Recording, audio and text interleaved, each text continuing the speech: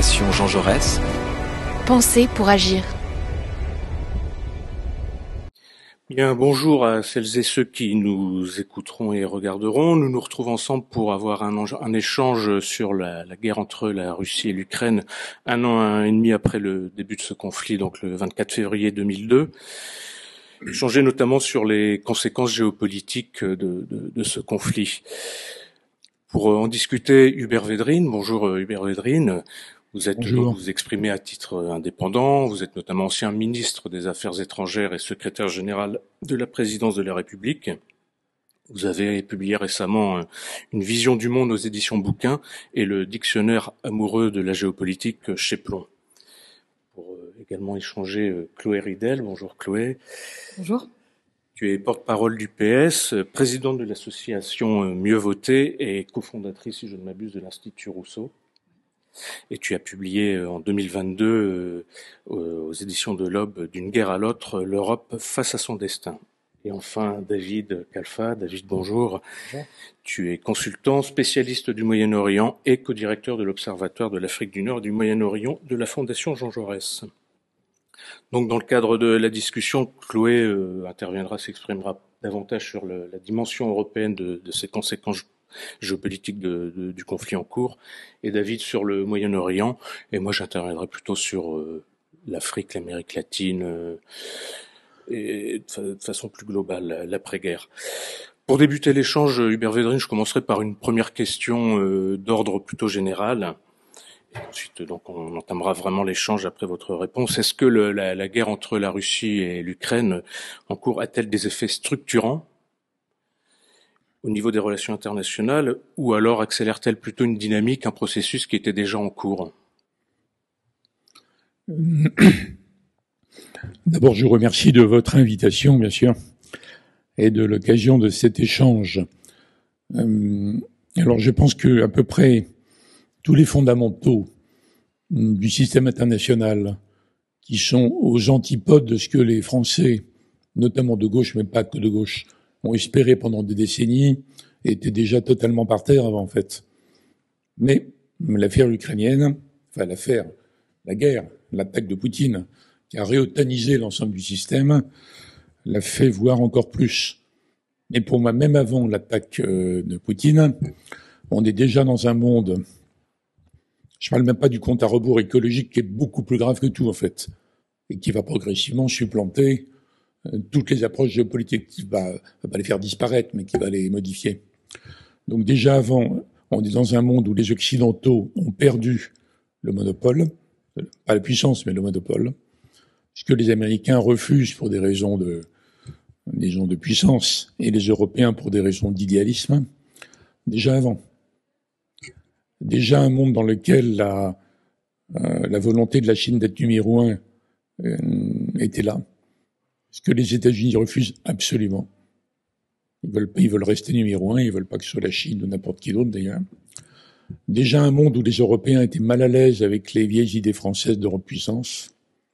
Et déjà un monde dans lequel, disons, l'ancien Sud, on n'est pas d'accord sur les mots, il y a plusieurs formules, mais l'ancien Sud était un peu sur des lignes, en tout cas pas d'alignement automatique sur les fameuses valeurs universelles occidentales. C'est vrai avant, ça. Plus l'évolution démographique de fond, qui change les choses pas du jour au lendemain, mais qui change beaucoup sur 10 ans, 20 ans, 50 ans. C'est vrai avant, ça. Alors il y avait la vieille espérance, ou illusion, d'insérer la Russie dans un ensemble de sécurité, parce que les réalistes américains, qui avaient combattu l'URSS toute leur vie, qui n'avaient aucune complaisance pour qui que ce soit, qui avaient tout le monde déteste Poutine et compagnie, mais pendant toute la décennie 90, ils n'ont cessé de dire ça. Les Kissinger et compagnie, même Brzezinski. Ils étaient très très critiques du triomphalisme américain. Ils étaient sur l'idée on a gagné, et le reste on en a rien à foutre, parce que les autres vont être obligés de s'aligner, quoi, en gros. Ça, c'est la décennie 90. Tout ça, ça existe avant. Alors on peut en débattre sur l'analyse d'avant, hein. Le fait que le couple franco-allemand n'existe plus, il peut y avoir des accords franco-allemands, c'est d'ailleurs souhaitable naturellement, mais en fait il n'y a plus de couple au sens impératif, moral, psychologique, supérieur. C'était vrai des Schroeder, ça. Donc il n'y en a plus depuis les départs de Kohl et Mitterrand, en réalité. Et les Allemands n'en parlent plus. Alors il a fallu 20 ans aux élites françaises, très européistes en général, plus ou moins, enfin, pour réaliser cette évidence, qui est apparue d'ailleurs avant l'attaque de Poutine avec Scholz. C'était un peu masqué avant. Bon, tout ça, ça existe avant l'attaque de Poutine. Alors l'attaque de Poutine, à mon avis, donc ça révèle beaucoup de choses. Ça a provoqué des réactions au total plutôt bonnes des Européens, mais le réveil de l'esprit de défense en Europe, c'est dans le cadre de l'OTAN. Donc c'est là où j'ai dit les fondamentaux classiques. Le couple franco-allemand va convaincre les autres Européens progressivement que l'Europe s'affirme, deviendra le pilier de l'alliance, etc. Bon, tout ça est complètement par terre. C'était le cas avant. C'était le cas avant, mais ça se voit énormément. Et l'idée que l'Europe allait, disons, réguler la mondialisation, civiliser la mondialisation, une idée très forte en France et dans une partie de la Commission et chez pas mal de sociodémocrates en Europe. Il y a un problème de rapport de force. Parce qu'on a vu avec la pandémie que l'Europe était ultra dépendante de tout le monde, en fait, sur tous les plans. On ne peut pas être à ce point dépendant, avoir à ce point décroché de la production, l'invention, l'innovation, et vouloir réguler les autres. Donc on est plutôt en danger, les Européens, d'être régulés par les autres, en fait. Par les autres. Bon, tout ça, on peut en débattre, naturellement, mais je veux dire que on pouvait faire l'analyse avant 2022. Quasiment. Mais avec un degré d'espérance, parce que c'est nécessaire en politique, disons plus grand, alors que là, il y a des choses qui sont pas tenables dans l'immédiat, même s'il ne faut pas perdre la boussole, bien sûr. Donc Poutine, par sa décision aberrante, épouvantable pour l'Ukraine, mais tragique pour la Russie, aberrante. C'est étonnant d'ailleurs, parce que Biden, au début, il ne veut pas être emmerdé par la Russie et compagnie. Il est le cap sur la Chine, défi chinois. Obama, Trump, Biden. Et il propose tout en disant que c'est un assassin, il va voir l'assassin parce que dans les relations internationales, c'est comme ça. Bon. Et il lui propose à Genève une négociation, celle que Kissinger demandait depuis 25 ans, sur la sécurité en Europe. Et donc, dans les premiers mois de Biden, tout le monde se dit, bon, on va enfin enclencher un truc, ça va être très dur, ils vont nous demander des trucs impossibles, mais enfin, quand même, il y a quelque chose. Donc, il y a une approche de Biden. Donc, les gens qui pensent que les États-Unis ont magouillé, vont provoquer l'affaire ukrainienne, c'est complètement faux, ça. Alors, il y a eu des courants très puissants à Washington, mais pas à la Maison-Blanche, qui, depuis l'indépendance de l'Ukraine, voulaient pas simplement aider l'Ukraine, mais en faire le fer de lance. Le fer de lance pour provoquer la Russie, ça c'est vrai. C'est d'ailleurs écrit, c'est documenté. Mais c'était pas la ligne américaine officielle, en fait. Donc Biden voulait autre chose.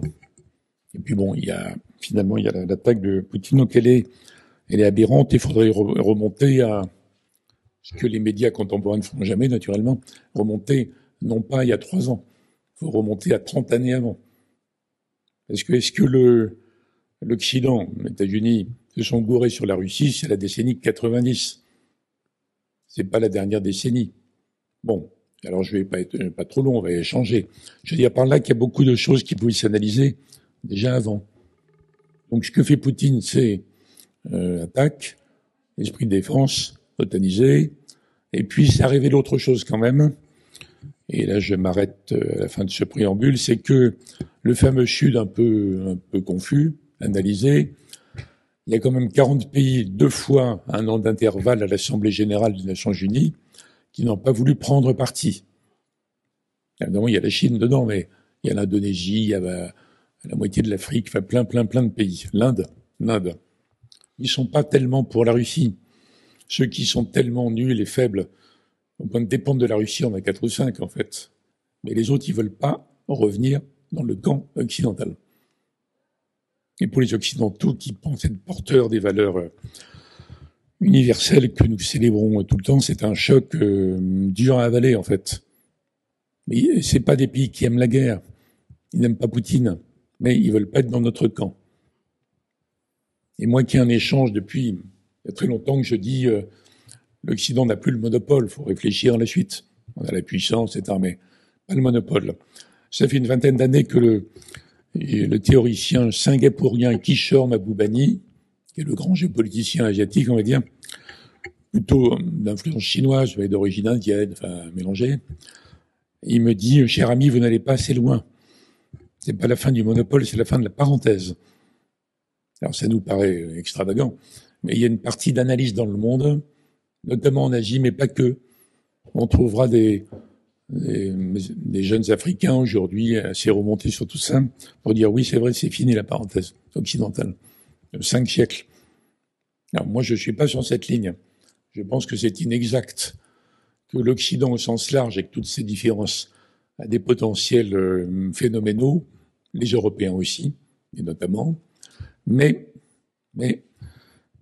bon, le fameux Sud est très divisé, il est hétéroclite, le fameux Sud Global South, le nouveau Sud, même les BRICS, etc., ils s'élargissent, mais ils sont très divisés, en Chine et compagnie.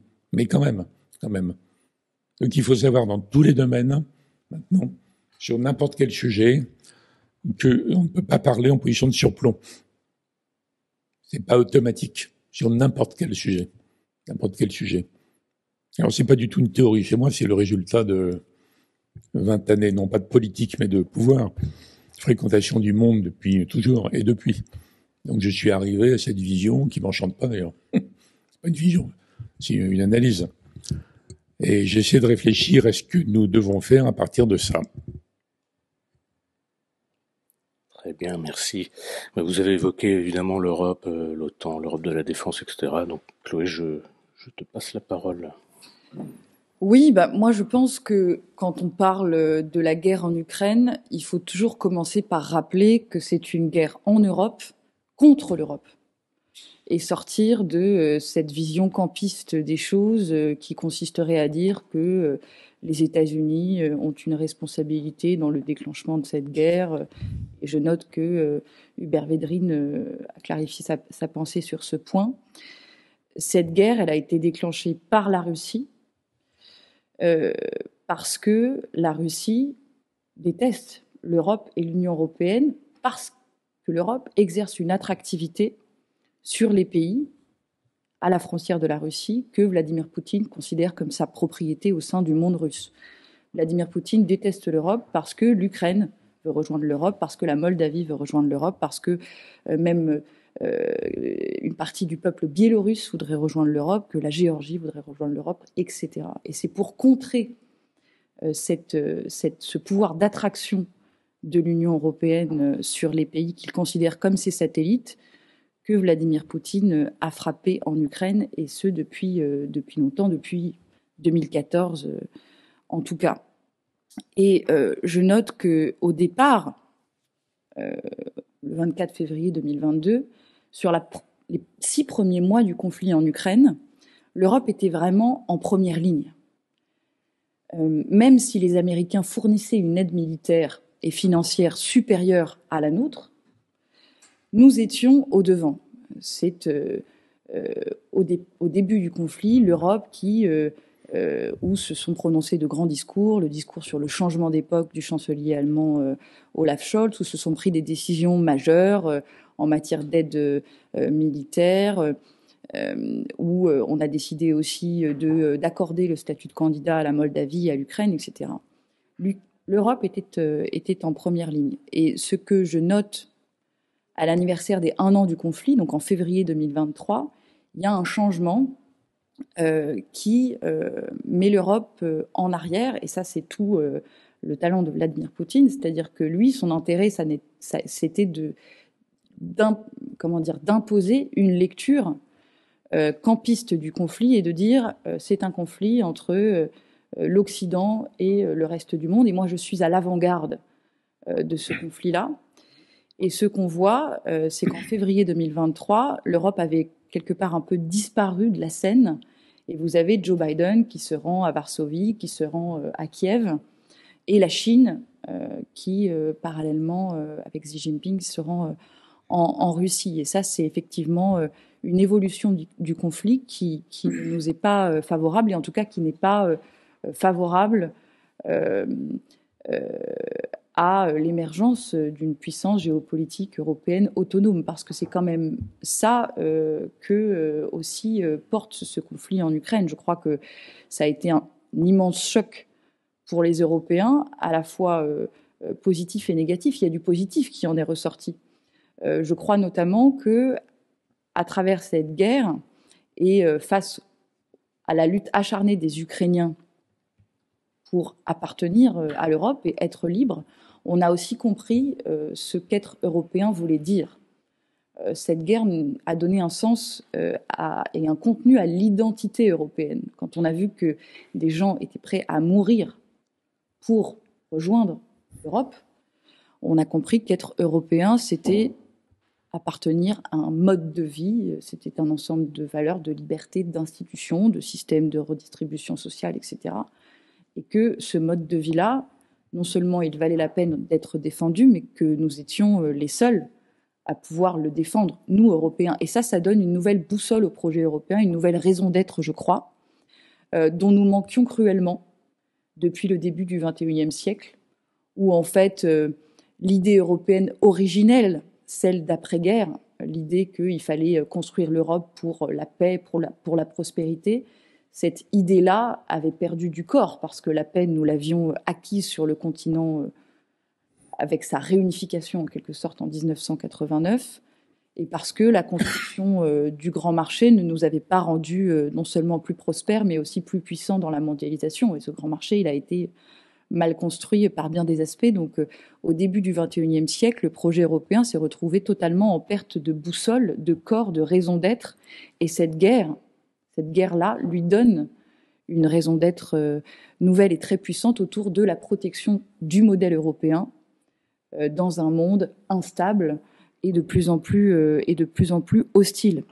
Il y a eu aussi un autre facteur positif dans cette guerre, c'est la fin aussi de l'idée que nous atteindrions la paix universelle par le commerce. Là aussi, c'est un des piliers de l'idée européenne d'après-guerre, c'est l'idée de Jean Monnet, l'idée qu'il faut faire la paix. Pour faire la paix, il faut faire du commerce. Pour faire du commerce, il faut faire la fédération, parce que ça ira plus vite. Si on se passe des États-nations, on arrivera plus vite à créer un grand marché mondial. Je synthétise. Cette idée-là, effectivement, de paix par le commerce, qui était au centre de la politique étrangère allemande depuis les années 60-70, s'est fracassée parce qu'on a bien vu que nous avions essayé d'entretenir des liens commerciaux et économiques étroits avec la Russie de Poutine, mais aussi avec la Chine de Xi Jinping, et que cela ne nous apportait pas de paix et de stabilité. Et ça s'est incarné notamment à travers la question du gaz et de cet aveuglement des Allemands qui a consisté à accepter que l'Europe devienne dépendante du gaz russe et accroisse sa dépendance, notamment avec la construction du gazoduc Nord Stream 2. Et je précise que l'un des derniers actes de la chancelière Merkel a été précisément d'incarner toute cette idée périmée de paix par le commerce, parce que qu'est-ce qu'elle fait avant de partir? Elle pousse pour signer un accord d'investissement entre l'Europe et la Chine, très déséquilibré en défaveur des Européens, et elle pousse coûte que coûte pour que Nord Stream 2 se fasse. Et son successeur, Olaf Scholz, en février 2022, début février 2022, il dit encore du gazoduc Nord Stream 2, c'est un projet privé. Tellement privé que Vladimir Poutine s'en est servi d'une arme de chantage contre nous. Donc je crois que cette guerre nous a aussi aidé de façon utile à tourner la page de cette idée de paix par le commerce, et qu'aujourd'hui nous sommes plus attentifs à ne pas créer des dépendances vis-à-vis de régimes qui nous sont carrément hostiles ou ont vers nous des intentions qui ne sont pas tout à fait pacifiques. Et donc on revient complètement sur cette politique. Aujourd'hui, vous avez même en Allemagne des voix qui disent qu'il faut contrôler les investissements que les entreprises allemandes font à l'étranger, justement pour empêcher que des dépendances ne se créent. Et ça, c'est quelque chose de tout à fait nouveau. Et puis, la guerre, elle a aussi renversé le leadership en Europe. Il y a une sorte de vide de leadership en ce moment en Europe.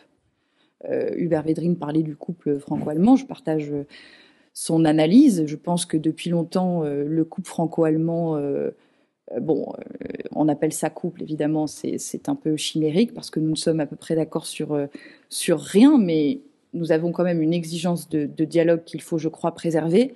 Mais ça n'est pas parce que la France et l'Allemagne se mettent d'accord que ça suffit. Ça ne suffit plus.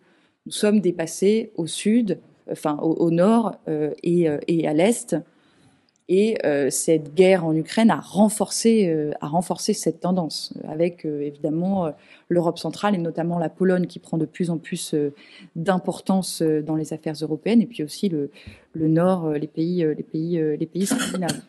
Et ce vide de leadership, je ne sais pas s'il est vraiment bon. Moi, je pense que la France, après justement la fin de l'ère Merkel, avait vraiment une place à prendre, très importante, et que Emmanuel Macron a fait une série d'erreurs, notamment dans sa gestion de sa relation avec Poutine, où il s'est fait humilier juste quelques semaines avant le déclenchement du conflit, où Poutine lui répondait depuis sa salle de sport et où lui s'illustrait par une sorte de diplomatie du téléphone qui n'a pas du tout fonctionné. Sa politique vis-à-vis de la Russie depuis 2018 a été un échec. Et même après le déclenchement de l'invasion, il a continué à s'accrocher à l'idée qu'il était possible de négocier avec Poutine. Et ça, c'était une erreur. Et je crois que même collectivement, Scholz aussi, malgré des mots, malgré des grands discours sur le changement d'époque, rien ne sera plus comme avant, en fait, a du mal à prendre les décisions que l'époque impose. C'est-à-dire changer du tout au tout le modèle économique allemand qui repose sur des exportations et des dépendances économiques vis-à-vis de pays qui nous sont hostiles. Et on a eu aussi un soutien militaire à la résistance ukrainienne qui a été trop lente. En réalité, si on dit en mars 2022 qu'on soutient l'Ukraine et qu'on la soutiendra jusqu'au bout, ce sont les mots qu'emploient nos dirigeants, il faut envoyer tout de suite le maximum d'armes parce qu'on sait que cette guerre nous coûte cher et qu'on a intérêt à installer le rapport de force le plus efficace possible, le plus rapidement possible, pour effectivement pousser à des négociations. Parce que s'il doit y avoir, évidemment que cette guerre se terminera par des négociations, mais pour pouvoir les obtenir, il faut d'abord installer un rapport de force qui dissuade la Russie de poursuivre son offensive. Donc, pour conclure là-dessus, j'imagine qu'on continuera la discussion, mais cette guerre a eu des conséquences politiques majeures pour l'Europe, et puis des conséquences aussi géopolitiques. Mais moi, ce que je regrette, et peut-être voilà, ce sera ça ma conclusion, c'est que en fait, s'est imposé, notamment dans ce qu'on appelle le Sud global, une lecture campiste de ce conflit, où en fait, on a tout un tas de pays qui refusent de regarder ce qui se passe en Ukraine, c'est-à-dire qu'un pays avec une idéologie impérialiste et néocoloniale attaque un pays frontalier souverain parce qu'il décide souverainement de signer un accord d'association avec l'Union européenne, que la Russie enfreint le droit international, et il refuse de prendre position et de condamner clairement la Russie parce qu'il pense qu'en fait c'est une question de camp à choisir entre d'un côté l'Occident, moi je sais d'ailleurs pas vraiment ce que ça veut dire, l'Occident, peut-être qu'on en parlera après, et le reste du monde. Et ça c'est terrible, parce qu'à l'ère de l'urgence climatique, qui nous rend plus interdépendants que jamais, de fait, on a besoin du droit international, d'une coopération étroite entre l'ensemble des pays de la planète, et si en fait les 2/3 de la population mondiale habitent dans des pays qui ne sont pas capables de condamner un agresseur qui transgresse aussi violemment le droit international, je crois qu'on va vers plus 4 degrés de réchauffement à la fin du siècle. C'est dramatique et nous n'avons pas été, pour l'instant, capables de renverser cette lecture campiste de la guerre en Ukraine qui emporte tout. Merci. Beaucoup de choses évoquées, notamment concernant l'Europe. Hubert Védrine, si vous voulez réagir. Alors, je suis d'accord sur 2-3 points fondamentaux et j'ai une approche assez différente sur plein d'autres. Mais une grande partie de ce que dit Chloé Ridel était disciple avant, en fait. Pas forcément visible, mais on pouvait le dire avant, sur le monde d'avant. Alors, plusieurs choses. D'abord, c'est trop européocentré de dire que Poutine déteste l'Europe. Je sais bien que politiquement, c'est assez commode de dire ça, mais non, il s'en fout, en fait. C'est pas important pour lui. Alors maintenant, on le dit parce que il a fait un cadeau géant à l'Europe, c'est qu'elle se retrouve elle incarne le bien, quoi, en gros. Donc c'est merveilleux pour l'Europe, et ça permet de masquer le fait qu'elle est complètement réotanisée. Donc j'ai pas la même vision, mais je suis pas porte-parole, sauf de moi. Bon. Donc j'ai une vision différente là-dessus. Et je crois que il faut pas oublier ce que disent les réalistes américains depuis le début, dans toute la décennie 90. Il y a un problème Ukraine qui est mal réglé. Il faut le régler. Et tous les plans qui nous choquent maintenant, il fallait les appliquer dans la décennie 90. C'est ce que disait Brzezinski, donc polonais, anti-russe, mais qui disait à la fin, faut pas mettre l'Ukraine dans l'OTAN. Il faut faire autrement. Mais c'est longtemps avant que le lobby ukrainien très puissant et balte aux États-Unis milite pour faire de l'Ukraine un fer de lance contre la Russie. Donc pas d'accord de Minsk, naturellement. Bon. Alors il n'empêche que le résultat, c'est quand même, on est d'accord sur la situation aujourd'hui. Mais il faut pas oublier qu'il y a une politique américaine. Madame Victoria Nuland, par exemple, incarne tout à fait ça, y compris dans les révolutions de couleur. Avant, elle le disait. Donc faut pas faut pas être trop naïf sur ce qu'était la politique américaine avant. Même si j'ai bien distingué la politique des présidents, notamment Biden et ses groupes. Alors après, je crois pas que Poutine soit dans une guerre idéologique, en fait. Il y a une obsession sur l'Ukraine partagée par tous les opposants à Poutine. Tous les opposants à Poutine pensent comme lui là-dessus, sur l'Ukraine, pas sur le délire qui est notre délire sur l'Empire, non, sur l'Ukraine en particulier, plutôt sur au moment de l'effondrement de l'URSS, plein de Russes importants ont dit le drame, c'est qu'il y a maintenant 25 millions de Russes ou de russophones, ils jouent sur les deux, qui se trouvent en dehors de la Russie. Ils sont obsédés par ça. Ils sont pas obsédés par l'URSS, même pas par le tsar, ni le régime d'avant. Donc moi, je suis plutôt dans une analyse historique.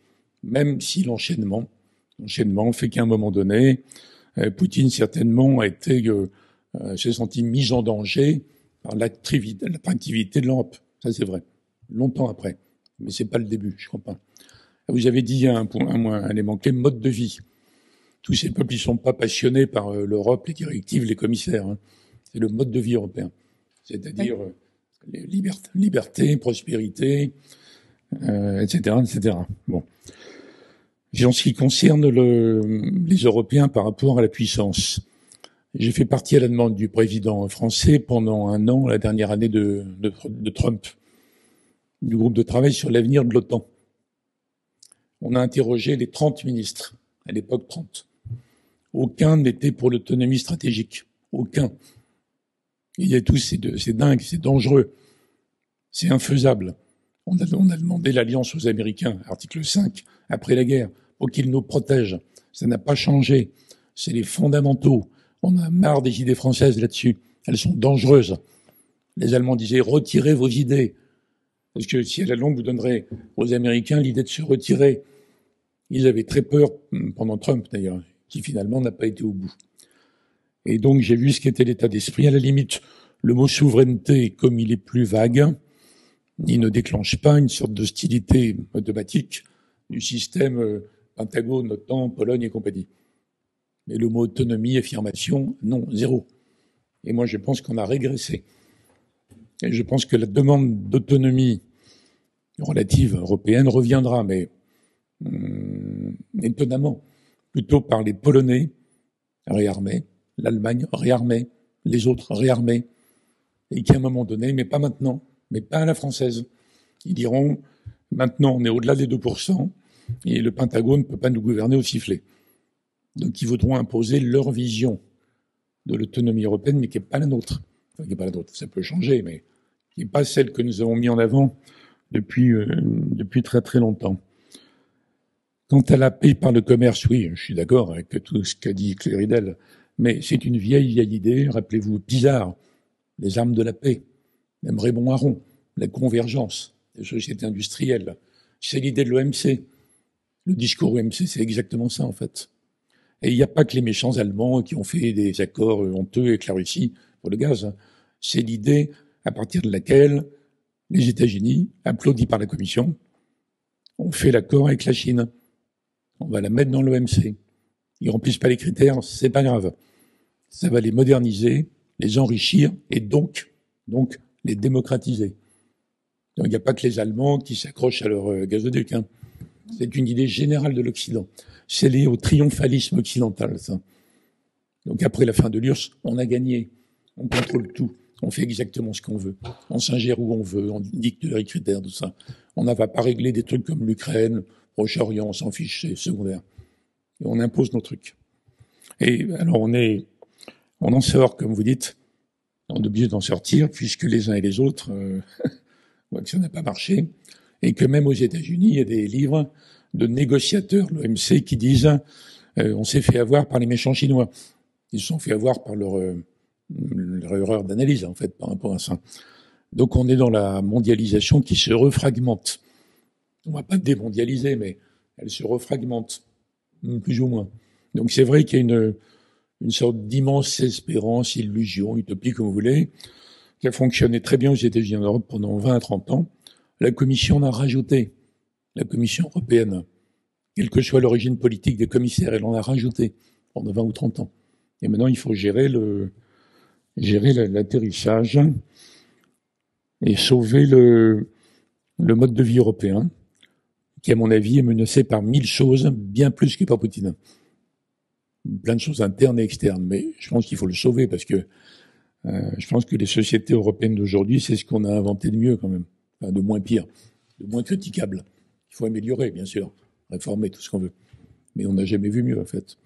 Donc je suis à fond pour l'idée que il faut le sauver, mais Poutine, c'est même pas un problème. C'est peut-être même un atout dans l'affaire. Tellement ça devrait créer quelque chose de répulsif. Quant au fameux Sud, vous n'allez pas les convaincre de notre droit international. Hein. Abandonnez ce rêve. C'est notre révision du droit international. Et on a perdu à leurs yeux le droit de leur imposer. Vous n'y arriverez pas. On peut le défendre philosophiquement. Moi, je suis d'accord philosophiquement. Et en termes géopolitiques, ça ne marchera pas. Donc, il faut trouver d'autres leviers internes au monde du Sud, internes au monde des BRICS, l'Inde contre la Chine, etc., etc. Je suis désolé d'avoir à dire ça, mais parce que l'idée m'est sympathique, hein, mais je ne vois pas comment ça marcherait.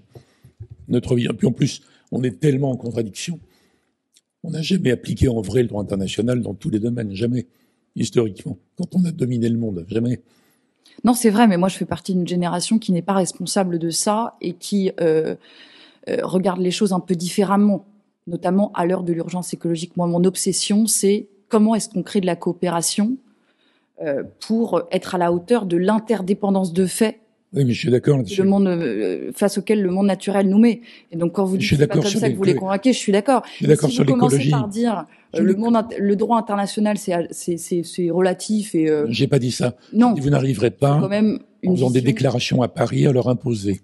Mais attendez, moi, j'ai pas dit qu'il fallait leur imposer à coup de déclaration à Paris. Déjà, il faut être exemplaire sur notre application du droit international, et donc sans doute qu'il faut s'excuser pour un certain nombre de cas où nous l'avons transgressé.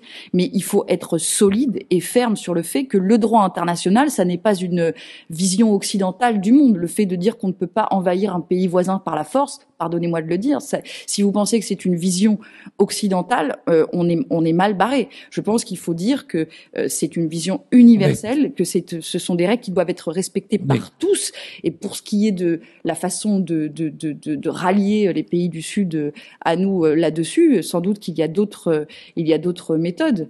Mais on a parlé depuis Paris, mais ça c'est évident. On a perdu la capacité à imposer notre vision de l'universel. Allez-y, faites une journée en Chine. Allez-y. Mais je crois qu'on ne devrait pas reculer sur l'idée que certains droits humains ont une valeur universelle. Quand on voit les femmes en Iran, quand on voit même en Chine les gens qui combattaient la politique zéro Covid oppressive, le droit de résistance à l'oppression, la volonté d'avoir sa liberté de conscience et de croyance, à mon avis, c'est un débat absurde. Je dis pas ça. Je vous dis qu'il y a 40 pays représentant les 2/3 de l'humanité qui n'ont pas voulu choisir. C'est pas parce que vous racontez de Paris ou de Londres ou de Berlin, autre chose, ils s'en foutent en fait. Et ils les représentent comment, ces 2/3 de l'humanité? Parce que la Chine, vous pensez que c'est un pays démocratique qui est représenté? Pas le sujet. Mais si, en fait, c'est un peu le sujet, parce que quand vous dites ça n'est pas universel, vous abandonnez aussi derrière les peuples. Je n'abandonne rien du tout. Ces régimes oppressifs ne peuvent pas s'exprimer dans les enceintes internationales. Je constate. Moi, j'en ai un peu marre d'élites européennes qui ne se rendent pas compte de ça. Ils parlent dans le vide. Donc moi, je pense... Non, vous pensez qu'on s'en rend très bien compte, on n'a juste pas la même analyse. Non, il faut rien accepter, rien abandonner, philosophiquement. Voilà, merci. Et revenez dans la réalité du monde, on est minoritaire. Mais j'y suis dans la réalité du monde, simplement je dis, si on commence par abandonner les principes, on va avoir du mal à y entrer de plein pied. Il faut pas abandonner, mais ça change rien. Les Gisnois, ils ont plein de principes, les musulmans, ils ont plein de principes. Ça change rien. Vous êtes issus, même votre génération, même si vous étiez encore plus jeune, de plusieurs siècles de domination conceptuelle. On n'a plus ce pouvoir. Il faut trouver un moyen à l'intérieur du monde qui renacle, ou qui nous choque, ou qui veut pas, ou qui est dangereux, sur l'écologie, qui est le problème numéro 1. Il faut trouver des leviers entre eux, en fait. Il faut faire de la vraie géopolitique, de la vraie politique étrangère, pas du moralisme. Ça sert à rien. En fait, arrêtez de dire qu'on fait du moralisme dès qu'on est attaché au droit international. Je dis que ça n'a pas d'effet. En fait, c'est-à-dire que dès qu'on n'est pas d'accord avec votre vision, soit on est naïf, soit on est moraliste. C'est pas ma vision. C'est grave de dire ça. C'est pas ma vision. Parce que vous faites des cours alors que vous ignorez tout à fait quel est par ailleurs ce que je propose concrètement pour pouvoir arriver au but que je... Je suis content qu'on aille vite au cœur du sujet parce que moi je pense que nous affaiblissons en parlant comme ça. Ça fait En parlant comment? Comme vous. Soyons précis. Ça fait des décennies qu'on proclame ça. On a raison en droit. On a raison philosophiquement. Si c'était le cas, le monde ne serait pas ce qu'il est. Poutine n'aurait jamais attaqué. La Chine n'aurait pas cette politique. Les musulmans arriveraient à contenir l'islamisme. Si ça marchait, ça ne marche pas. Donc je pense que... Ça a marché, votre politique, la politique que vous préconisiez vis-à-vis de la Russie de Poutine? Ça, c'est tout à fait autre chose. C'est celle des... Non, mais si on... politique. Qu'est-ce que vous préconisez? La politique, attendez. La politique des réalistes américains que je soutenais, c'était la décennie 90. Elle n'a pas été appliquée. Jamais. Qu'est-ce que vous préconisez pour convaincre l'Inde que le droit international doit être respecté? De ne pas leur parler de droit international. De ne pas leur parler de droit international, d'accord. De leur parler de quoi, alors? Des problèmes communs, l'avenir de l'humanité. Mais nous le faisons. L'écologie. Donc on ne parle plus de droit international. On peut en parler autant que vous voulez, faites des milliers de colloques, je suis pas contre. Mais ça sert à rien d'aller parler à Delhi pour dire ça. Vous êtes une Européenne, une ancienne colonialiste. Notamment la gauche qui était très colonialiste, historiquement. Mais c'est intéressant parce que c'est... Oui, l'échange est intéressant, mais ce que je serais très heureux que ça marche. Pardon, mais moi je crois au contraire que le mouvement à la base qui s'émancipait pendant la guerre froide des blocs et qui était anticolonialiste s'est créé justement sur cette idée qu'il fallait un droit international qui empêche les logiques de puissance et d'oppression des petits pays qui ne pouvaient pas faire le poids.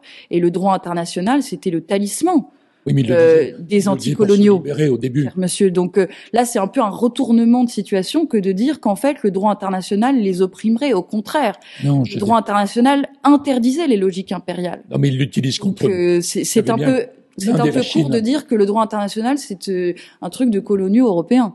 Non, mais moi, je parle pas de façon religieuse. Hein. Je connais les pays, ça fait des dizaines d'années, je parle dans le monde entier, et je vois qu'on a perdu la capacité à leur imposer, c'est dommage, notre vision du droit et des principes. Par contre, si on a des problèmes communs de survie en commun, oui, on peut leur parler, là. L'écologie en fait partie. Oui, je suis d'accord. Je suis tout en haut, moi.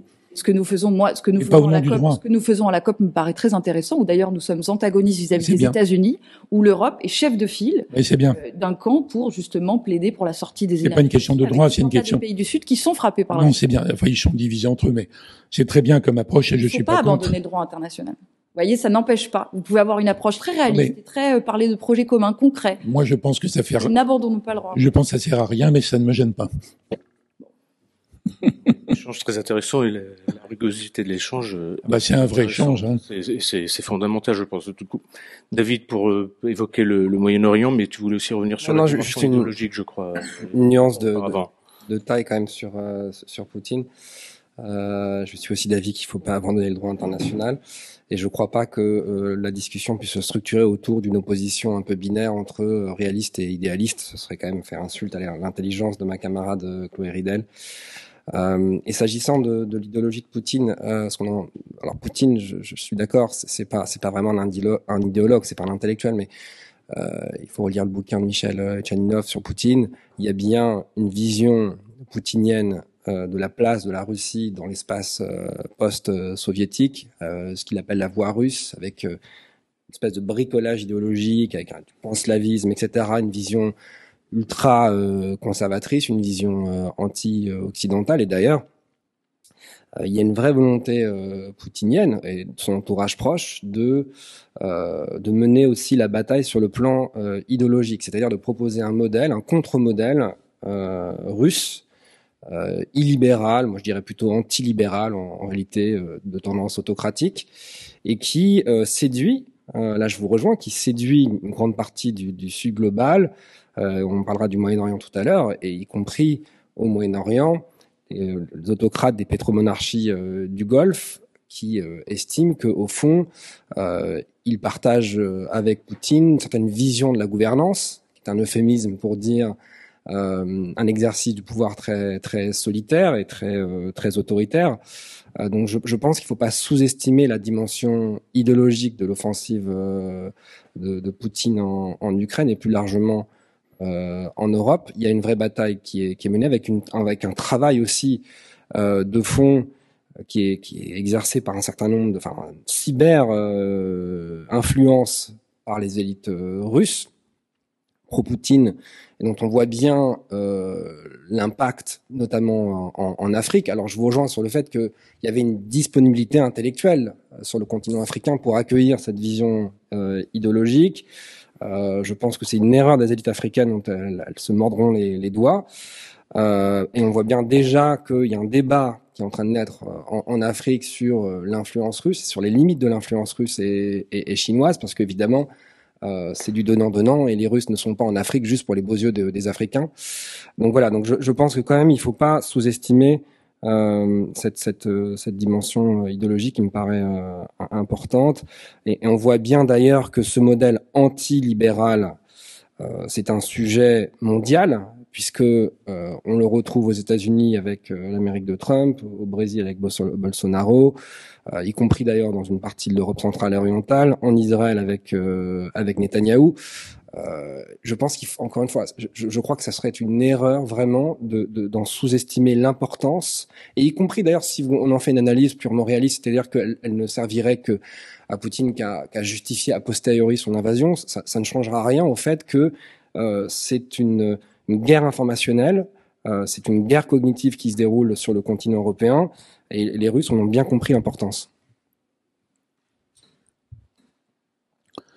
J'ai pas d'avis très différent en fait.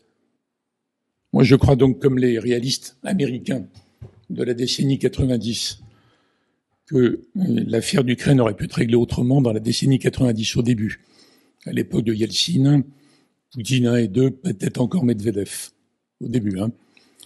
Et donc on n'aurait pas eu l'engrenage. Maïdan, donc Crimée, donc sanctions, donc Minsk, etc. Mais aujourd'hui, on a une situation différente. Alors je crois que je ne sais pas comment la Russie va évoluer. C'est évident que Poutine, comme les autres, sont idéologiques aussi, mais nous, on est ultra idéologiques, nous, l'Occident, depuis toujours. Et nous sommes ultra idéologiques, et Poutine, il est juste idéologique. Non, tout le monde est idéologique. Les gens ne disent pas « je bats pour que mes intérêts », vous voyez, ou que pour des raisons effrayantes de possession, de commerce. Donc les Chinois sont idéologiques. Enfin, nous, on l'est énormément. Poutine l'est beaucoup. Alors, est-ce qu'il représente la Russie perpétuelle? J'en sais rien. Je pense qu'il n'y aura jamais de sociodémocrates en Russie. Enfin bon. Mais il devrait y avoir quand même une Russie moins pire que Poutine un jour. Je ne sais pas quand. Parce qu'il ne peut pas y arriver, là. Il peut pas y arriver. Il peut pas gagner en Ukraine. L'Amérique ne se laissera pas entraîner par les Polonais dans la guerre contre la Russie. Mais il peut pas gagner. Donc, à un moment donné, ça va stagner, ça va entraîner des frustrations en Russie. Et tout le baratin idéologique ou ultranationaliste ne suffira pas, en fait. Mais je ne crois pas à une évolution, disons, très positive en Russie. Il y a énormément de gens qui veulent vivre à l'européenne, on va dire, même si on a nos valeurs, etc. Mais beaucoup sont partis. Il y en a plein à Moscou, à Saint-Pétersbourg, etc. Est-ce qu'ils reviendront après dans un autre temps? Est-ce qu'on pourra revenir à l'idée des réalistes qui n'a pas été appliquée, malheureusement, pour établir avec la Russie une relation prudente, mais enfin quand même de partenariat, l'idée qu'avait Mitterrand encore, vous voyez, et même Chirac encore, peut-être, mais je vois d'un processus très long. Entre-temps, moi, je m'attends à une sorte de gel, y compris dans l'affaire d'Ukraine, d'ailleurs. Ils peuvent pas gagner, l'Ukraine peut pas aller jusqu'à la Crimée, ils y arriveront pas, et les Américains les laisseront pas, mais une sorte de gel qui entretient une sorte de gangrène, à partir de laquelle on peut quasiment rien faire. Alors, l'attraction sur le Sud, elle est très artificielle, en fait. C'est évident qu'il y a dans le Sud une sorte de résurgence des non-alignés, mais moins unis. Il y avait plus de cohérence à l'époque de Chou en-lai, Nehru, Tito, etc. Là, c'est quand même de briques et de broc. Mais il y a le baratin sur le monde post-occidental. Et là, ça marche assez bien. En plus, il y a plein de pays dont les gouvernements sont mauvais, en fait, pour dire simplement. Ils ont besoin de boucs émissaires. Alors, quand la France était présente, c'est la France. Si c'est pas la France, c'est n'importe qui d'autre. Mais ils peuvent pas être satisfaits par la réponse russe. En dehors d'une aide militaire violente, pas très efficace, dans 3-4 pays d'Afrique de l'Ouest, qu'est-ce qu'ils peuvent apporter les Russes? Ils vont piller les ressources. Alors, pas autant que les Chinois, enfin, quand même. Donc, moi, je pense qu'il y aura un retournement. Sans parler des exactions aussi sur le terrain, par ailleurs. Oui, je sais bien, mais je pense qu'il y aura un retournement au bout d'un moment. Non, les mêmes qui sont payés pour conspuer la France vont se retourner, mais les Africains, ils se patrouillent. Mais ils reviendront pas au partenariat occidental prioritaire. Mais on peut avoir des politiques modernes intelligentes des Européens, de l'Europe. Si on parle des demandes des gens, pas de nos schémas en fait. Et donc je crois pas qu'il faut considérer l'impact choquant des Russes et très néfaste des Russes en Afrique aujourd'hui comme très très durable. Une autre nuance de taille, après je crois qu'on parlera du Moyen-Orient, sur l'Ukraine. Dites-moi si je me trompe, mais vous avez l'air de faire comme si, au fond, Maïdan, etc., tout ça, c'est une affaire américaine. La causalité est purement exogène. Vous faites comme si, au fond, l'aspiration des peuples, ça comptait pour absolument rien. Je ne sais pas si vous êtes allé en Ukraine récemment, moi j'y suis allé. Il y a une combinaison des deux, c'est évident. Voilà. Mais pas dans les années 90. Peut-être, mais après.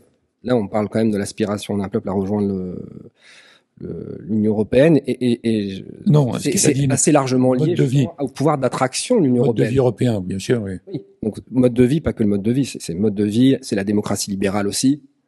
Ah si, c'est la démocratie libérale aussi, bien sûr. On verra avec l'Ukraine. Non, mais vous théorisez trop là. Je théorise pas du tout. Enfin, je veux dire, c'est fondé sur un travail de terrain que j'ai eu l'occasion d'aller à plusieurs reprises en Ukraine. Bien sûr. Et je peux vous dire que, alors, vous avez une partie des Ukrainiens qui ont été séduits par un discours russe. Je dis pas le contraire. La fameuse voix russe, mais très minoritaire, et dans tous les sondages, montrer que c'est pas simplement le mode de vie. C'est pas simplement le mode de vie, c'est pas simplement la consommation, etc. C'est aussi des valeurs, c'est aussi les droits de l'homme, c'est aussi la démocratie libérale, etc. Et la lutte contre la corruption, parce que c'est un vrai sujet. Il y a une critique de Zelensky en Ukraine. Non, moi je suis méfiant envers ce paquet idéologique qui revient tout le temps, mais je suis pas contre et peut-être. Ça me gêne pas. Mais pardon, quand pas que ce soit déterminant. L'idéologie, la démocratie libérale, vous mettez ça dans l'idéologie. C'est l'idéologie, ça. Bah, c'est la nôtre. Non, c'est la nôtre. Une dimension universelle qu'on peut constater. Non. Ah bon? La démocratie, c'est le fait que la majorité gouverne et qu'elle respecte la minorité. Voilà. Après, on a construit énormément en plus. Je suis pas contre. Elle est née en Occident, mais je veux dire, c'est une idée qui est universelle au sens où elle ne se limite pas. C'est le même débat. À quoi ça vous sert de dire ça en fait? Parce que je crois que c'est important de ne pas sous-estimer l'attachement des Ukrainiens à la défense de ce modèle. Non, à la conquête de ce modèle. Oui, la conquête de ce modèle. Si vous voulez. C'était le pays le plus corrompu au monde. Donc maintenant, c'est la conquête. C'est pas l'attachement, c'est la conquête. Si vous voulez, mais le fond de l'affaire, c'est quand même que le combat qui se déroule sur le sol ukrainien, ce n'est pas seulement la défense de la souveraineté territoriale de l'Ukraine. Oui. C'est pas seulement aussi l'attachement, pour le coup, à un certain mode de vie européen, mais c'est aussi la défense d'un certain nombre de valeurs, dont celle de la démocratie libérale, qui d'ailleurs rime avec la liberté individuelle et collective pour les Ukrainiens. Moi, je trouve ça un peu optimiste, mais ça me choque pas. Je trouve ça très bien, si ça marche. Vous parlez de réalité du terrain, donc là, je vous parle de réalité du terrain. Oui, vous avez des contacts ukrainiens, bien sûr, je sais bien. Mais moi, je veux rappeler l'histoire des 30 années. Encore une fois, je ne suis pas choqué par ça. Et j'ai pas besoin d'employer ces mots pour le dire. Donc, je récite pas le même truc, moi. Mais je suis d'accord, très bien, tant mieux. S'ils y arrivent un jour à remplir les critères, s'ils arrivent à devenir un pays européen en vrai, si l'Europe arrive à tenir les promesses qu'elle a fait, qu'elle est incapable de tenir aujourd'hui, si l'Alliance arrive à répondre alors que les Américains ne veulent pas les mettre dans l'Alliance. C'est un autre sujet, ça. Comment ? C'est un autre sujet. Mais c'est important. J'ajoute parce que je pense que les gens avec qui vous parlez, ils espèrent ça quand même en bloc, les Ukrainiens. Bon, tant mieux si ça marche. Mais le présentez pas comme de façon trop religieuse. Je ne le présente pas comme de façon religieuse, mais comme ça je l'entends en tout cas. On n'en sous-estime pas l'importance. Enfin, je veux dire qu'on ne limite pas, si vous voulez, ce qui se déroule sur le champ de bataille à mode de vie. Voilà, je ne sous-estime rien. Ouais. Je dis que c'est très important, ça s'ajoute, c'est venu consolider, et que c'est pas toute l'analyse en fait, y compris pour la suite. Et je crois qu'il faut attention à ne pas promettre aux Ukrainiens des choses intenables. Ça, c'est pas bien moralement. Moyen-Orient, oui. Alors, sur le Moyen-Orient, je vous rejoins sur le diagnostic, c'est-à-dire que je pense que il n'y a pas un changement de modèle, il y a une accélération de processus qui ne sont pas nés avec l'invasion russe de l'Ukraine. Les élites arabes, le grand bouleversement au Moyen-Orient, c'est le printemps arabe. C'est le printemps arabe et c'est l'intervention russe en Syrie en 2015. Je pense que la présence russe et chinoise, elle est irréversible et donc elle redistribue les cartes au Moyen-Orient. Et si je devais résumer en gros ce qui est en train de s'y dérouler, je parlerais d'ambiguïté stratégique s'agissant des puissances arabes et notamment des puissances arabes du Golfe, parce que le centre de gravité au fond au Moyen-Orient aujourd'hui il est plutôt du côté des puissances du Golfe. On voit bien que l'Égypte est une puissance qui était une puissance régionale. La puissance arabe par excellence est aujourd'hui une nation très très affaiblie qui dépend très largement du financement des pays du Golfe et notamment de l'Arabie Saoudite et des Émirats. Donc on assiste à cette autonomisation stratégique des pays arabes avec une vraie volonté de ne pas s'aligner systématiquement sur les États-Unis et tout simplement avec une approche que moi je qualifierais de réaliste, c'est-à-dire que les pays arabes ne veulent pas, et notamment les pays du Golfe, mettre tous leurs œufs dans le même panier.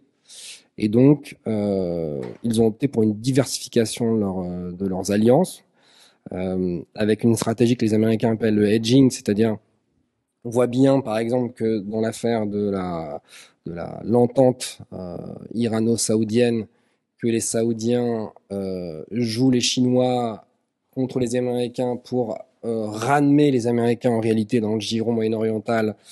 On aura peut-être l'occasion d'en parler parce que je pense que c'est caricatural de parler de Moyen-Orient post-américain. On n'en est pas du tout là encore. Mais en résumé, l'approche, elle est pragmatique. C'est une espèce de pragmatisme commercial avec une neutralité active. C'est-à-dire qu'on condamne à l'Assemblée générale des Nations unies l'invasion russe. On condamne l'annexion, les tentatives d'annexion russe de l'Ukraine, mais en même temps, au Conseil de sécurité, on s'abstient. Par ailleurs, pas de sanctions économiques contre la Russie. Au contraire, aux Émirats, on sait que les oligarques russes, on parle même d'une rue aux Émirats qui est fameuse parce que on y parle plus russe qu'arabe. Mais dans le même temps, ça c'est la nuance, il n'y a pas de contournement des sanctions américaines extraterritoriales contre les Russes. Donc c'est ce jeu un peu compliqué d'équilibriste que jouent les pays arabes, y compris d'ailleurs au fond la Turquie et Israël, qui sont dans une situation inconfortable parce qu'évidemment pour les Israéliens, les Russes sont les maîtres du ciel syrien. Les Israéliens tapent à intervalles réguliers les objectifs pro-iraniens en Syrie. Ils veulent éviter une stratégie d'encerclement iranienne, ce qu'ils appellent la guerre multifront, à la fois Liban, qui ferait la jonction entre le théâtre libanais et syrien, donc à la frontière nord d'Israël.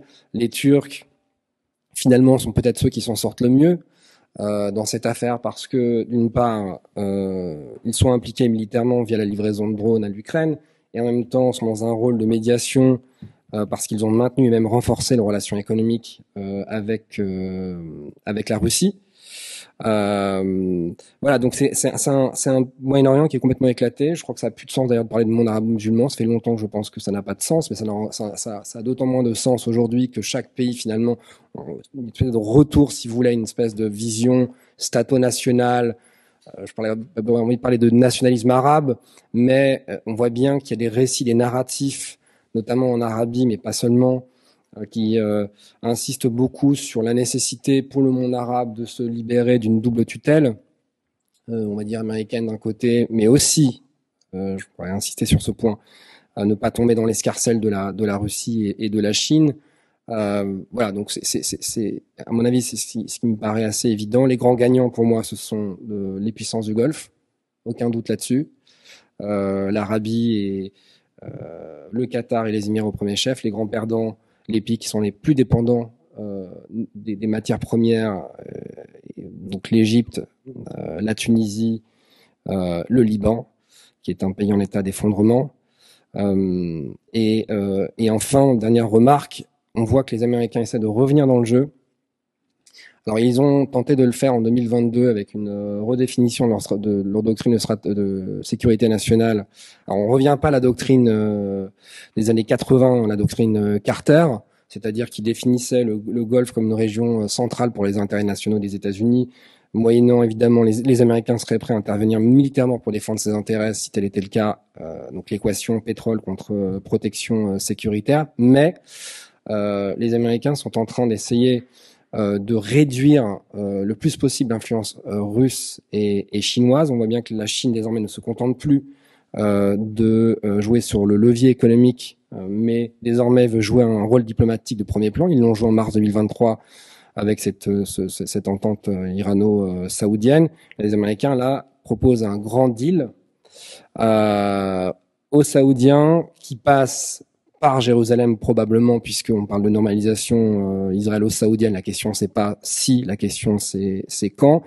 Et en échange de quoi, les Saoudiens bénéficieront d'armements d'Américains de de technologies les plus avancées. Soit disant passant, on a bien vu que les Russes, le battle-proof des Russes, de l'armement russe quand même a ses limites. Les Arabes dans les pays du Golfe continuent à acheter l'armement américain. Et puis par ailleurs, avec une demande américaine de réduire le plus possible ce rapprochement des Chinois et des Russes avec les pays du Golfe, notamment dans le domaine stratégique et militaire. Bienvenue, je propose de réagir et après chacun d'avoir un petit mot conclusif, comme il y a déjà. Merci. Bien sûr. Alors moi, c'est un sujet que j'aborde toujours avec frustration parce que un des domaines Mitterrand est critiqué pour des tas de raisons absurdes avec de fausses attaques, mais il y a une chose qu'on ne dit pas, c'est qu'on s'est fait des illusions énormes sur le Proche-Orient, tout le temps, notamment sur la paix au Proche-Orient, alors qu'on n'avait quasiment aucune carte en main. Il y a eu des illusions sincères, importantes, énormément de courage de Mitterrand à partir du discours à la Knesset, et une politique énorme qui s'est poursuivie, qui a disparu là maintenant, mais qui s'est poursuivie longtemps. Et moi, donc pendant 20 ans de ma vie de pouvoir, j'ai rencontré tous les Israéliens qui cherchaient une solution, tous les Palestiniens qui cherchaient, les Arabes, peu nombreux, qui encourageaient le truc. Bon, et c'était émouvant, c'est un beau souvenir, et c'est une frustration absolument monstrueuse par rapport à aujourd'hui. Je ferme la parenthèse. Dans l'état actuel des choses, le Moyen-Orient, c'est devenu secondaire, en fait, globalement. Les vrais enjeux, c'est ce dont on a parlé, c'est Europe, États-Unis, Russie, qu'est-ce que représente l'Ukraine, on peut débattre, la Chine, États-Unis, le Sud global, dans lequel il compte pas beaucoup, en fait. Il compte pas par rapport à l'Inde, vous voyez. Mais bon. Alors, tel que je vois les rapports des forces, je vois pas une puissance régionale, quelle qu'elle soit, imposer complètement sa solution, ni son pouvoir, ni la Turquie, ni Israël, ni l'Iran, ni l'Arabie, ni l'Égypte. Donc il y aura des clapotis sans fin, on peut faire des tas d'analyses sans fin sur ceci, cela. Je ne crois pas que les puissances extérieures puissent se réimposer leurs solutions. Alors, on ne va pas remonter à ça, expliquons, mais même récemment, on n'est pas dans la guerre froide, et on n'est même pas dans la période d'après la guerre froide où il n'y a que les États-Unis, et on n'est même pas dans la période où les Russes reviennent un peu. Même si on mettait ensemble, c'est impossible, mais Biden, Poutine et Xi Jinping, qu'est-ce qui déciderait sur le Moyen-Orient? C'est pas évident du tout. Mais de toute façon, il serait pas mis en œuvre. Parce qu'il y a énormément de forces incontrôlées, indépendamment même du terrorisme, qui résisteraient. Donc moi, mon pronostic à moyen terme, c'est que ça va continuer sans fin. Ce que vous avez très bien décrit dans votre tour d'horizon, là, avec des situations comme ça. Un se renforce, l'autre aussi. Un pays rejoue son jeu, ça marche à moitié, il rebondit sans fin. Mais avec un enjeu réduit. Alors, il reste un enjeu énergétique, mais moins important maintenant. Et d'ailleurs, les gars les plus malins et les plus cyniques dans les Émirats, ils pensent à après pétrole et gaz. Donc, ils investissent des milliards partout pour pouvoir ficher le camp. Saoudiens aussi. Bon, voilà. Donc, ça joue encore un rôle. Je ne veux pas dire zéro. Mais ce n'est pas du tout comme on n'est pas au pays de l'or noir, quoi. C'est fini, ça.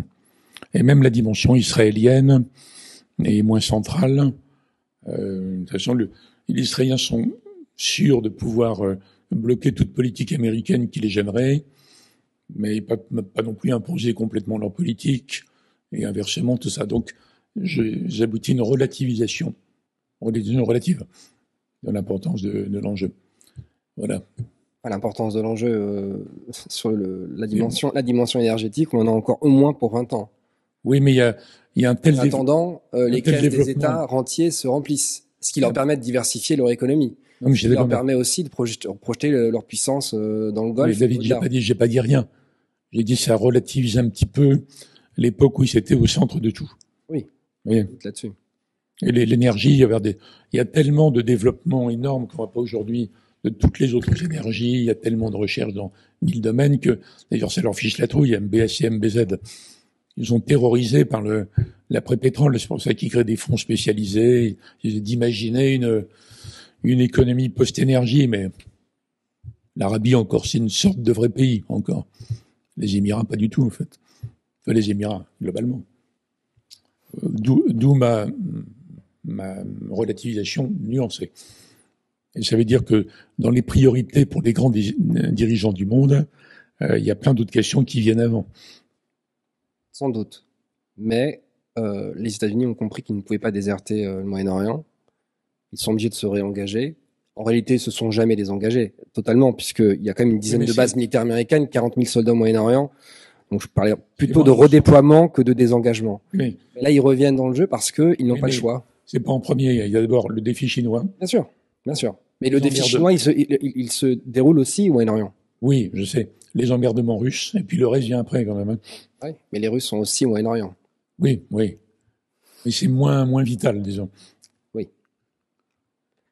Enfin, à mon avis. Je donne mon avis. De toute façon, le débat pourrait durer 3 heures et on n'a pas évoqué, moi j'aurais bien voulu l'évoquer aussi, enfin, vous l'avez, les non-alignés, le Brésil, enfin, mais bon, il aurait fallu... Si le non-aligné, on a parlé du Sud. Oui, mais non, mais je voudrais pousser sur les non-alignés, parler du Brésil, qui est quand même pas, enfin, en plus, qui est un peu caricaturé, mais faudrait prolonger encore d'1 heure.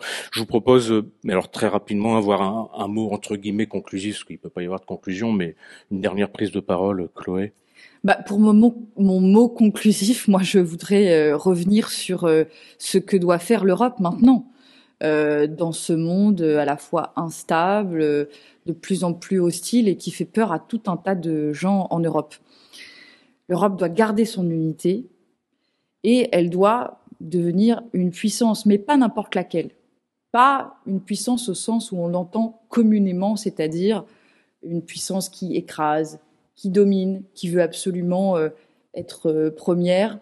Je crois que l'Europe doit incarner une autre vision de la puissance, une puissance de médiation, une puissance d'équilibre, une puissance qui arrive à créer du collectif et de la coopération, là où d'autres pays comme les États-Unis, comme la Chine, incarnent une certaine idée de la puissance, et en l'occurrence une idée qui conduit à ce que le monde soit de plus en plus hostile et qui ne rime qu'avec compétition, écrasement, etc. Et donc, pour moi, la raison d'être du projet européen dans cette espèce de monde post-guerre en Ukraine, même si évidemment on aurait pu dire ça avant le déclenchement de cette guerre. La raison d'être de ce projet européen, ça doit être la défense du mode de vie européen, bien évidemment, mais il faut le mettre à profit de l'ensemble du monde pour essayer de créer de la coopération, et notamment sur la question de l'écologie. On voit bien que, par exemple, à la COP, les États-Unis et la Chine se tiennent la main, avec notamment les pétromonarchies du Golfe, contre des progrès qui seraient pourtant nécessaires en faveur de la lutte contre le réchauffement climatique, alors que l'Europe, elle, incarne un autre camp à la COP et s'allie de plus en plus avec les pays du Sud, avec les petites îles les plus touchées par le réchauffement climatique, pour montrer le chemin de l'ambition face à l'urgence climatique. Donc ça, c'est une illustration de la puissance d'équilibre que nous pouvons incarner. Et puis, il faut à tout prix aussi que nous utilisions cette puissance normative que nous sommes pour ralentir la course à l'échalote entre les États-Unis et la Chine, qui se joue notamment sur la question des nouvelles technologies et de l'intelligence artificielle. Merci Chloé. David? Non. Vous n'avez rien à ajouter? Non, peut-être juste un point sur le fait que je pense qu'on est plus que jamais dans un monde obésien, où les logiques de défense des intérêts nationaux s'imposent à tous. Le Moyen-Orient en illustration, avec vraiment un éclatement du monde arabo-musulman, selon les logiques, encore une fois, stato-nationales. Je pense, s'agissant de l'Europe, parce qu'on vient de parler de l'Europe, que la question de ce que vous avez appelé la puissance normative de l'Europe, c'est un sujet très important qu'il ne faut pas du tout mépriser, parce que au-delà de l'affrontement des intérêts nationaux, évidemment, les dimensions, encore une fois, idéologique, axiologique, elle est significative face au contre-modèle illibéral dont on voit bien aussi le resserrement des stratégies en Hongrie, par exemple, avec la droite illibérale israélienne qui fréquente les illibéraux hongrois, les illibéraux américains qui s'y rendent. Enfin, il y a un vrai travail idéologique de terrain qui est mené par les droites illibérales dans le monde entier, y compris en Amérique latine. Je pense que l'Union européenne, en tout cas que l'Europe peut offrir un autre modèle, et il faut défendre ce modèle coûte que coûte. Je ne crois pas que ce soit irréaliste de le faire, tout en prenant en compte évidemment les logiques de puissance et d'affrontement d'intérêts nationaux. Merci David. Alors, en ce qui me concerne, d'abord, je remercie la Fondation d'avoir pris l'initiative d'un débat qui est un vrai débat, assez direct, assez franc, à mon avis, quand même substantiel. Ensuite, je crois que, moi, bien sûr, je suis très attaché à ce que l'Europe, à la fois reste ce qu'elle est, s'améliore et rayonne, bien sûr. Mais je crois que la voie de l'affirmation d'une défense européenne est pour le moment fermée, pour le moment, d'une défense militaire. Donc il faut reconnaître, même si ça m'en coûte de dire ça, qu'il faut progresser sur d'autres terrains, où là, il y a un accord des Européens quand même. Réduire la dépendance de l'Europe dans tous les autres domaines. Réaffirmer les capacités de production, d'invention, de technologie, ceci, cela. Là, il y a tout un chemin. Et donc, je mettrai, compte tenu de ce que j'ai dit sur l'écologie, qui domine tout, je parle depuis des années d'une course de vitesse maintenant, entre la détérioration des conditions de vie sur la planète et l'écologisation de tout. Il y a un accord sur ce point, il me semble. Comme on a dit, industrialisation autrefois, écologiser tout, tous les modes de production agricole, industrielle, les modes de vie, les machins. Bon. Donc, vous parliez de la COP, quel prochain rendez-vous? Il y en aura d'autres de plus en plus tragiques d'ailleurs, avec des oppositions de plus en plus nettes.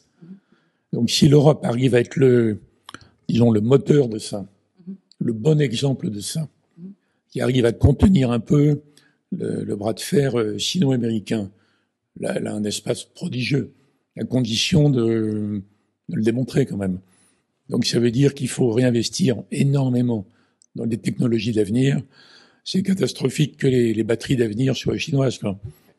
Et bon, on investit considérablement en Europe. La fusion nucléaire, les autres technologies, enfin tout. Donc une Europe comme ça qui serait à la fois ultra écologique, mais très technologique, très rationnelle, très scientifique, serait moderne à mon avis. elle peut représenter quelque chose de extraordinairement séduisant pour tout le monde, en dépit des désaccords multiples entre les uns et les autres. Donc c'est ma conclusion principale. Merci beaucoup à tous les trois de finir sur une note, peut-être optimiste, en tout cas, si on se réalise. Volontariste. Aucun optimisme là-dedans. Oui, mais le volontarisme peut être aussi animé par une forme d'optimisme. Et merci pour la qualité de l'échange, parce que c'était bien politiquement, intellectuellement d'avoir cette, passez-moi l'expression, rugosité. C'est nécessaire. Merci donc à vous trois et peut-être une autre occasion. Merci beaucoup.